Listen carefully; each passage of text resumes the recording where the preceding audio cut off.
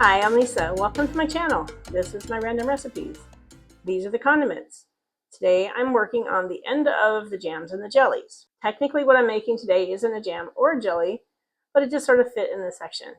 Today I will be making pepper relish. This recipe found its way into my life one year at the end of the summer season. You know, at the end of the summer when you've got your garden and the weather's just about to turn, so you've got to bring all of your produce in from the garden. One year when I did that, I had quite an assortment of different peppers. So I went looking for a recipe that I could put them to use, and I came up found in my old canning book. This thing, as you can tell, has had a lot of love. I will be canning this relish, so I will be moving over to the stove in a couple of minutes. But first I want to introduce you to my ingredients.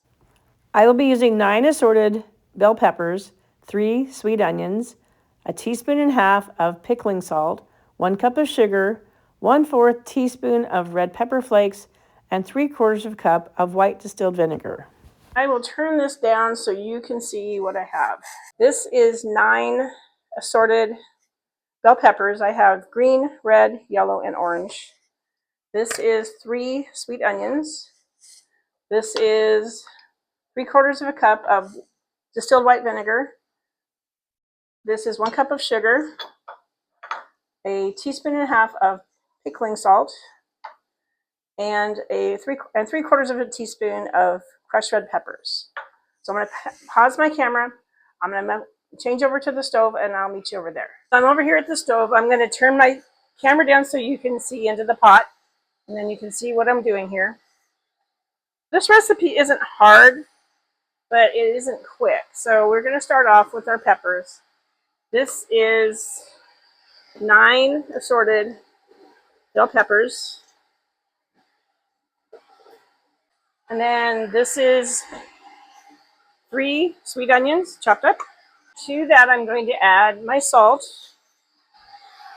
Again, this is 1.5 teaspoons of pickling salt. Then our sugar, which is 1 cup. Then my pepper flakes, so this is 3/4 of a teaspoon. And the vinegar. This is 3/4 cup of vinegar. I'm going to give this a stir.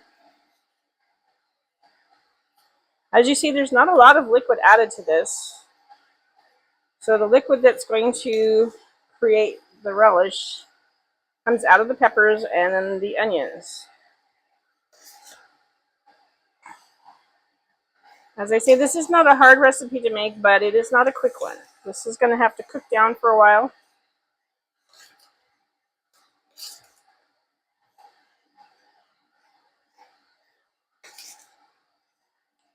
And then I'm going to turn off my camera, and I'll keep track of how long this takes. I can tell you how much time to plan for when you're going to make this yourself. And we'll come back when things are ready to move ahead. I am back. It has been about an hour. I'm going to turn this down so you get to see what's cooking in the pot. So as you can see, it has cooked down quite a bit. I have not added any extra liquid. The only liquid that's been added to this was the vinegar. The rest just comes out of the peppers, out of the onions. So now everything's nice and soft, and I am going to can this. So I'm going to scooch this over a little bit so you can see, and I'm going to bring the jars over. These are little guys. They've been sterilized. Not sure how many I'm going to need. I have 1 big quart one just in case I have an excess amount of relish. And we'll start scooping. Next, the pretty colors. They're bright yellow and green and red and orange. All right, so I'm going to use the back end of my spoon, the handle. I think we've overfilled that one. I'm going to have to pull some of that. It's okay. It's right up to the top, but it'll be okay. One more. But I do think we're going to need our big quart size. And I'm going to save out a little bit. I'm not going to can this a little bit over here. This is going to be for my sample. Now I'm going to wipe off the tops of my jars. This is so if there's anything sticky there,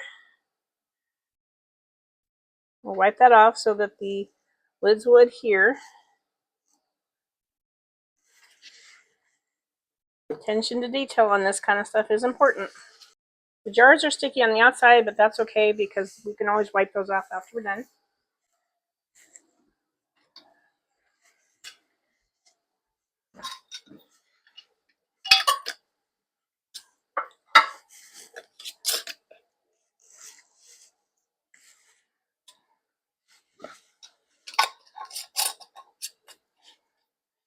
Okay.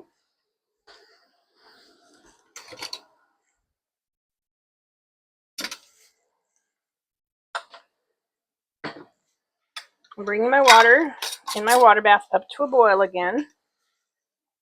These are going to have to boil for 10 minutes. Now, once the water comes back up to boil, we're almost there now. Oh, we are there. I need to carefully set these in to the water bath. These are going to boil, the small ones are going to boil for 10 minutes. And I'm going to check the time on how long the large one needs to boil. I'll set my timer now. I'll pause this again and we'll be back when we're done. Over here at the table, I brought my jars over.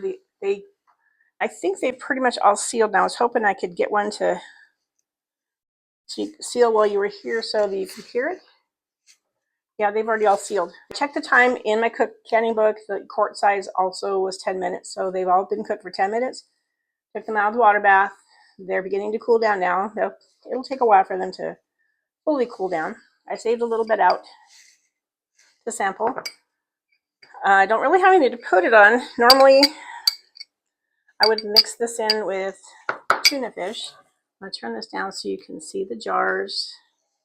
So I got this little guy. I think it's the same number of ounces as the bigger ones, maybe. It might be a little bigger. I don't know. I really don't know what size this is. These are about a cup. But the 6 of the cup size, one that's a little bit bigger, and then a quart size. And I saved out a little bit. But I did cans so I can use it for a sample. I'll turn this up. I'm just going to have to eat it straight out of the dish.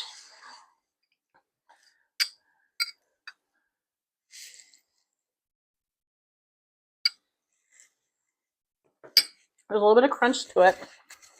It is sweet from the sugar. The peppers, the onions even have their own sugar in them. But there's a bit of tang, there's a bit of heat from the crushed peppers. This has been a really popular recipe in my life. I have made this many times. I've shared it with people. I have given it as gifts. I often use this relish as a substitute for pickle relish in tuna fish or other foods where you would use pickle relish. I always try to keep some on hand, and I will make extra if I run out before the end of the gardening season happens. So, I mean, you can use store-bought, which is what I use today. It does work well for at the end of the season when you have a variety of peppers. You can use spicier peppers and mild peppers. You can scale this recipe up or down. I will include the quantities for this recipe. I actually made this 1/4 of the full-size recipe. It calls for 36 peppers. That's a lot of peppers, so I used 9 today. The key is that you want 3 peppers for every onion, so it's 3 to 1 on the peppers and the onions for a nice ratio. This is the end of the jams and jellies, but we're not done with the condiments. Next time I will be starting in on the salad dressings. I've just got quite a few of those. We'll include the ingredients and the preparation for the pepper relish in the description below, both the full quantities and the quantities I used today. If you have any questions or feedback for me, please feel free to reach out to me in the comments. Thanks for joining me on my journey through the condiments. I will see you again next time. Bye.